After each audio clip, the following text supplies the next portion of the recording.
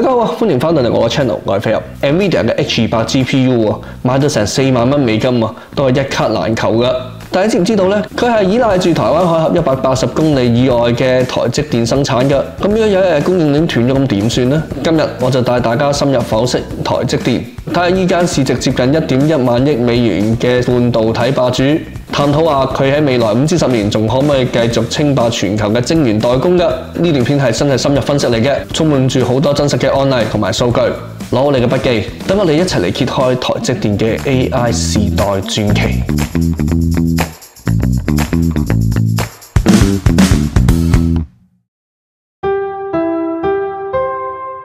1987年啊，張忠謀就創立呢個台積電，開創咗純代工模式，改變咗半導體嘅遊戲規則。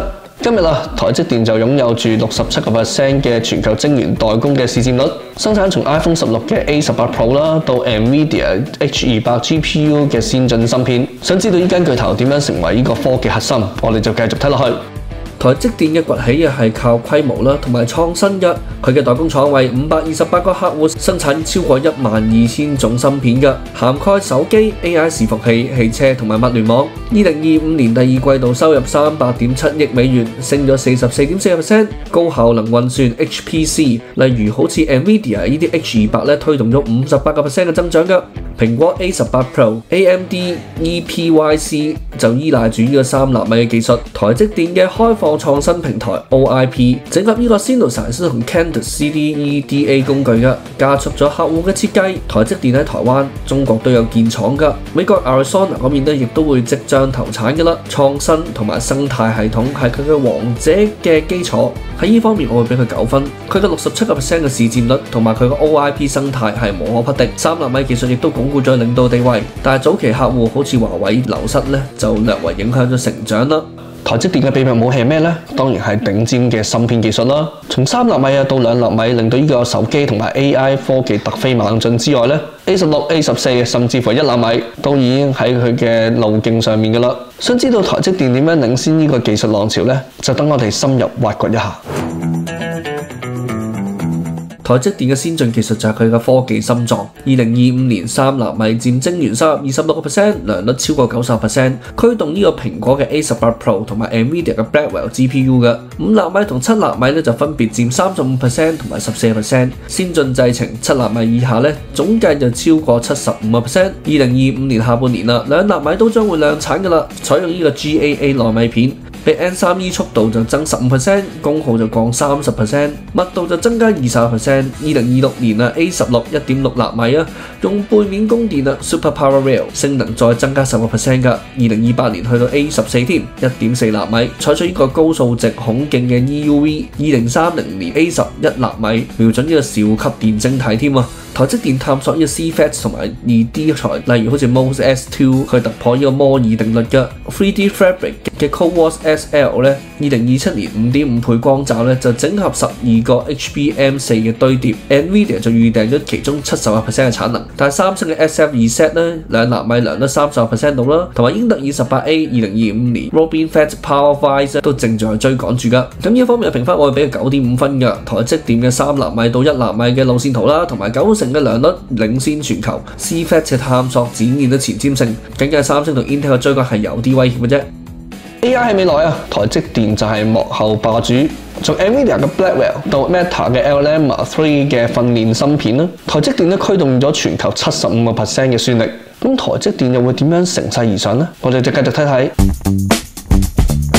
台積電係 AI 供應鏈嘅天然壟斷者啦。2025年 AI 芯片佔收入嘅30%，HPC 收入2024年第4季度增加58%。Nvidia 嘅 H20、Blackwell、Google 嘅 TPU Version 6、Meta 嘅 Meta 都依賴住呢個3納米㗎。台積電同埋高通嘅驍龍8 Gen 4就推動 AI 手機革命喎。2026年 AI 收入預計翻倍啦，年增長40%。CoWoS 同埋 SoIC 嘅封裝技術提供咗呢個高頻寬啦、低延遲啦。2025年 CoWoS 嘅產能就達到呢個每個月7.5萬片嘅。Nvidia 亦都預訂咗70%。但係三星咧嘅 SF2 set 咧同埋 Intel 嘅 Goldie 3咧就來勢洶洶。不過三星嘅1.4納米咧就已經延遲到去2029年先生產到㗎啦。咁喺呢方面啊，我亦都俾佢9.5分啦。台積電主導咗7成半嘅 AI 算力啊 ，CoWoS 嘅產能擴張搶佔先機，僅呢個三星同埋 Intel 嘅 AI 客戶咧形成咗少少嘅潛在競爭嘅啫。感知同智能設備改變世界，台積電無處不在。從 Tesla 嘅自動駕駛咧到智能家居咧，佢哋嘅芯片繼續引領潮流。想睇下台積電點樣打造互聯嘅未來，就唔好走開啦。好啦，嚟到台積電嘅 RF 同埋 3D 傳感器技術啦，支撐呢個 5G 同埋物聯網㗎。佢個10納米 FinFET 支援呢個 ARM 嘅 5G 基站啦，同埋呢個聯發科嘅 Companion 物聯網芯片啦。2024年咧汽車芯片收入增加15%啦，當中不費驅動呢個 Tesla 嘅 FSD 啦，同埋 Bosch 嘅 ADAS 嘅。2030年嘅物聯網市值估計會高達1.1萬億美元嘅。台積電依然主導啊 ，N6 RF 提升咗呢個 5G 手機效能啦。2025年出貨增加20%，但係 Global Foundries 嘅 22FDX 同埋聯電嘅28納米喺低功耗物聯網芯片上面咧，亦都非常具競爭力㗎。所以喺呢個環節咧，我就俾佢8.5分。台積電喺 5G 同埋汽車芯片嘅表現都強勁，物聯網市場亦都領先，但係 Global Foundries 同埋聯電嘅成熟製程咧喺競爭方面亦都帶嚟唔少嘅威脅。台積電啊，唔單止係深耕台灣，仲席捲全球㗎，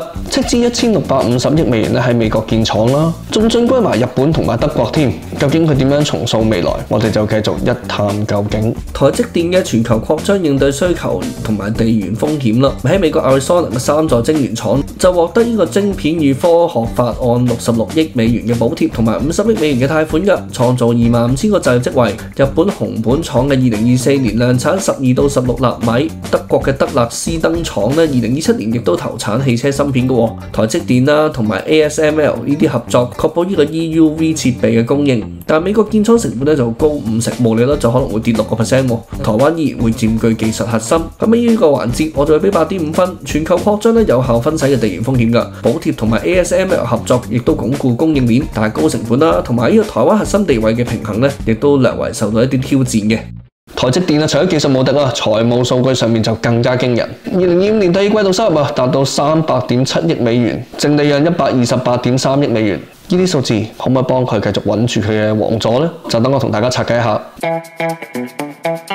台積電財務方面表現非常強勁啦。2025年第二季度收入300.7億美元啦，升咗44.4%，淨利潤128.3億美元，升咗60.7%。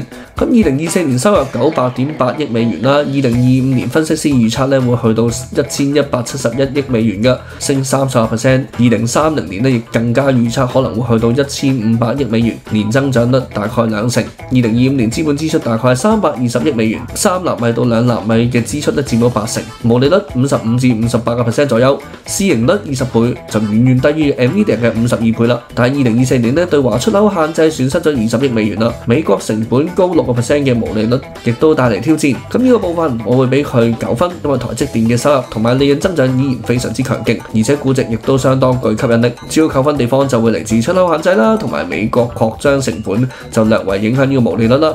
台積電前途光明就唔使講噶啦，但係挑戰亦都係唔少噶。三星 Intel 嘅猛追啦，台海嘅風暴，成本壓力，仲有量子計算嘅顛覆。台積電之後仲會唔係一哥呢？就等我同大家分析一下。三星嘅2納米就延至2029年先去到1.4納米 ，Intel 18A 都有20億美元訂單嘅 ，Rapidus 嘅2納米呢就規模就有限嘅啫。台積電嘅9成良率依然係領先群雄噶。至於地緣政治啦，台海緊張啦，美國對華嘅禁令啦，中國嘅加同者嘅限制亦都威脅住個供應鏈噶。2025年啊，亦都有機會面對住美國可能實施嘅32% 嘅關稅風險添。至於成本壓力方面啦，美國廠嘅成本就高5成啦，毛利率跌6%，市場同埋技術風險咧 ，AI 市場喺2026年或者會因為競爭而放緩啦。接住落嚟就要睇下量子電腦可能已經去到2035年之後噶啦，或者會顛覆呢個 CMOS 嘅。台積電同埋 IBM 同埋 MIT 咧都研究點樣應對。台積電咧主要就會靠住呢個技術護城河同埋全球化去應對競爭，但係都要時時刻刻警惕住有冇黑天鵝事件發生。喺呢個環節，我會俾佢8.5分。台積電嘅技術啦同埋全球化咧都有效去應對呢個競爭同風險㗎，但係問題就係嚟自於台海嘅緊張啦同埋潛在嘅關稅咧，令到佢有啲不確定嘅因素啦。好啦，重頭戲嚟啦，台積電可唔可以喺未來5至10年繼續稱霸呢？佢有冇可能去到10億美元嘅市值咁誇張呢？我就會用呢個敏感性嘅分析同大家研究一下。好，一齊嚟睇下數字。如果保持住20% 嘅年均增長，並且能夠抵禦呢個競爭咧，10萬億美元嘅市值咧，2030年淨利潤要去到2000億美元，2024年嘅淨利潤365.2億美元。假設2成增長嘅話，市盈率2成，2030年淨利潤1090.3億美元，估值咧就得2.18萬億嘅啫。市盈率去到30咧，估值3.27萬億美元；市盈率去到50咧，估值就5.45萬億美元。如果係25% 嘅增長，淨利潤就1393.1億美元，市盈率50咧，估計就去到6.97萬億美元啦。AI 支出2030年就可能會去到7萬億美元左右，60% 嘅市盈率支撐住領導，但係10萬億美元嘅市值咧，似乎咧就有啲遙遠啦。喺2030年2至4萬億嘅可能性咧就會比較大。喺呢方面我亦都俾佢9分嘅。台積電嘅 AI 驅動成長啦，同市佔率支持住佢長期領導噶。但係現實層面嚟講，2030年2萬至3萬億嘅市值咧係會比較合理一啲噶。台積電憑住先進嘅芯片啦、AI 嘅霸權同埋全球嘅擴張去穩住佢嘅皇位嘅。三星嘅追趕啦，同埋台海嘅風險咧，依然係佢要面臨嘅挑戰。但係台積電嘅應對咧，依然令人信服嘅。台積電嘅技術護城河、財務實力同埋生態系統都令到佢喺 AI、5G、汽車領域無可取代。2納米 A16 先進封裝確保咗佢未來5至10年嘅領先，6成7嘅市佔率亦都難以撼動㗎。地緣政治同埋技術顛覆需要謹慎嘅應對，但係全球化同埋持續研發咧，亦都延續住台積電王者嘅地位㗎。所以整體嚟講啊，台積電我會俾佢9.5分，因為佢喺技術、市場、財務全面領先。全球化亦都有效緩解佢嘅風險，地緣政治啊同埋量子計算呢啲長期不確定性，似乎已經係佢唯一嘅挑戰啦。但係佢嘅技術同埋策略應對能力超卓，暫時亦都未見到強烈嘅挑戰。咁你又認為台積電會唔會繼續領跑未來10年呢？如果換住係你會想幾多錢入呢個台積電嘅股票？可以留言話翻俾我聽。如果中意你分析，記得點讚、收藏、撳翻個鈴鈴。我哋下次都會同大家繼續分享一啲關於股票嘅深度分析。我係飛俠，我哋下次見，拜拜。